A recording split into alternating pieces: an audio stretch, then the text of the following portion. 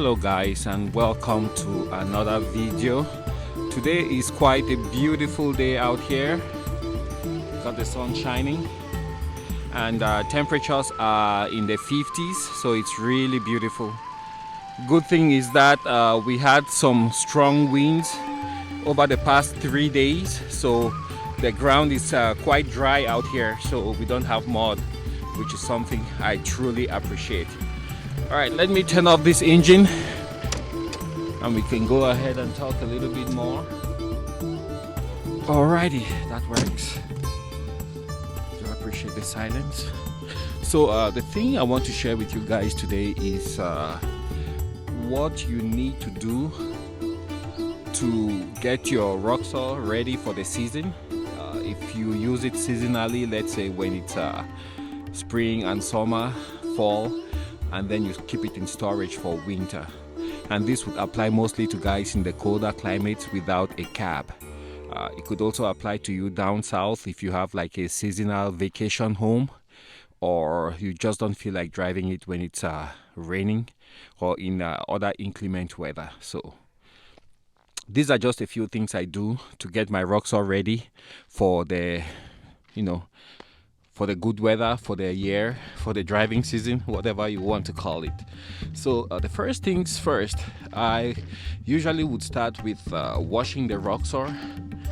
That means if you used it a little bit in the winter and you had salt on your roads, you go ahead and wash it. There was one year I did not do that, and if I close up here, you guys can see all of that occurred just the first year that I acquired my Roxor. I let it sit for a couple of months with some road salt on there, and then I had that rust that started showing up. Same thing happened to the frame. Whereas if you wash it after every use or after using it in salty weather, salty roads, then you don't have the rust issues. You can see up front here where there's a little bit of oil that dripped from the engine and diesel. There is no sign of rust, but the drier areas, especially in the back, that got splashed, that's where you see little bits of rust. But it's nothing serious. I'm not concerned at all about it, and it hasn't progressed in the past couple of years. The next thing to look out for would be if you kept it, let's say you kept your Roxor in a barn, then you would want to look for rodents, mice, other little critters that may have made their nests somewhere inside. You have certain areas which are very difficult to access, like right here, this space between the radiator and the grill. That's a favorite area. Let's pop open the hood.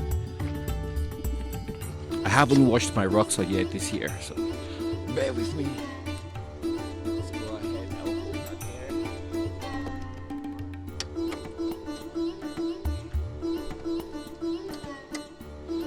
there. So in the engine bay, the air filter, those are all popular areas where critters can come and make their nests. So you go ahead and check those, make sure nothing weird is happening there. You check your belts. There's one for the power steering right there, and the alternator. And then of course you also check your fluid levels. So over there you have the brake fluid in the master cylinder, and here you have the clutch master. Over here you have the coolant for the engine, and you can get the red coolant from your local automotive shop, the one that is meant for Asian vehicles. That's what I use in here. Here you have the power steering. I believe I topped that just the other day, but it looks a little bit low, so I hope I don't have a leak. But this is something I learned, especially with the earlier Roxors. Most of the leaks would boil down to people simply not tightening the clamps. So like mine, this one I had to take it out a little bit and then push the hose in further and then tighten up the clamp. So those are things to watch out for. The radiator, you really need to open up here. I usually just top off the radiator right here using the overflow bottle. You check your engine oil. Where is my dipstick? I haven't checked mine in a long while. I believe it's on the other side. Guys, I do apologize with the mess that you guys see here. I'm not the tidiest person when it comes to wiring. So if you see back there, that's the dipstick.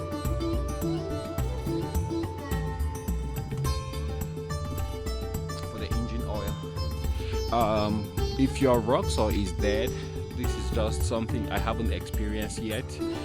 But I'm still on my original Excite battery. But if your Roxor is dead, please try not to jump it. If you have the option of plugging the Roxor to have the battery charged up before you attempt to start the Roxor, then please do that.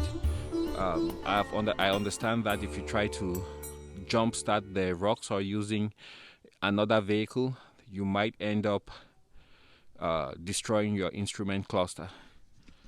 So don't do that. The other thing to watch out for, especially if you just acquired your Roxor, if it's used, is to go ahead and check the grease points. There's a couple of those all around the vehicle, and they have zerks that you can use to grease those points. Let's come around here and look. Here is one right here. That's a grease zerk. I think there's a couple on the drive shafts. Yes, that's one right there. They're all over the Roxor, so you just have to take your time. Oh, it looks like I have a little oil leak somewhere here. I'll have to investigate that. Another zerk.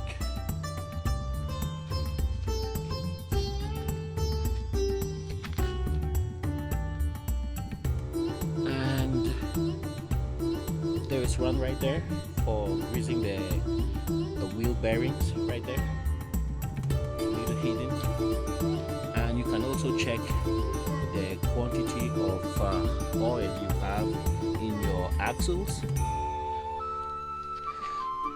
That's just amongst other things that you can do to make sure your Roxor is ready for the season. So I just found that little leak on my, I believe is that a transfer case? Yes, it is a transfer case, which I'll have to investigate and make sure I have enough oil inside. Luckily, I don't have any long trips planned. Well, those are just a few things I wanted to share with you guys. What you can check on your Roxor to get it ready for the season.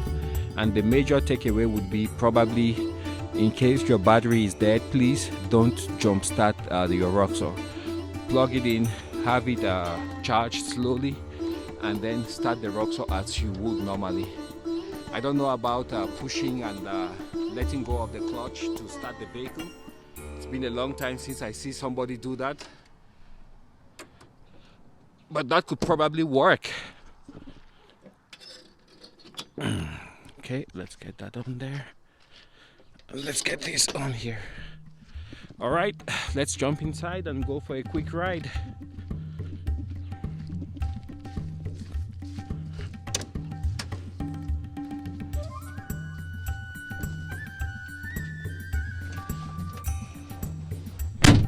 Okay, let's get this started.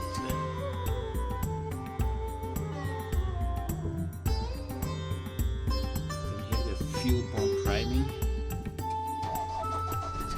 I didn't have to wait all the way through because I knew the engine was already a little bit warm.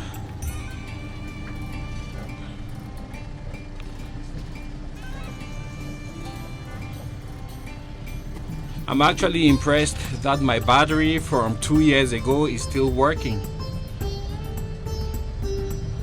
So that's something good. And I'm pleased about that.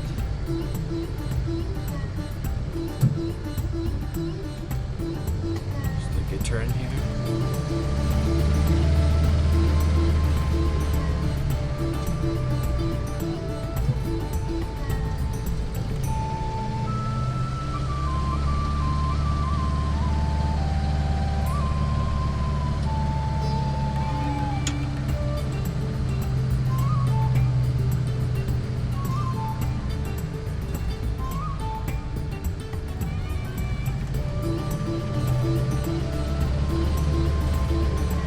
Thanks for joining me, guys, and I'll catch you guys on the next video.